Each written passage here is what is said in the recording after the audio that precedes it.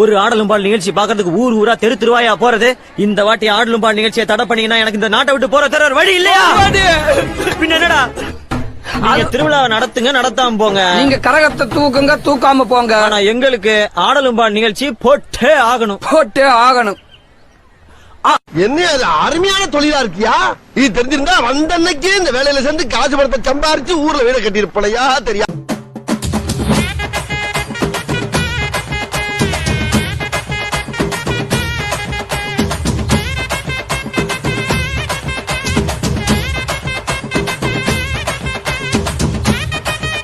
பயமா இருக்கா? இதுக்கப்புறம் இன்னும் பயங்கரமா இருக்கும்.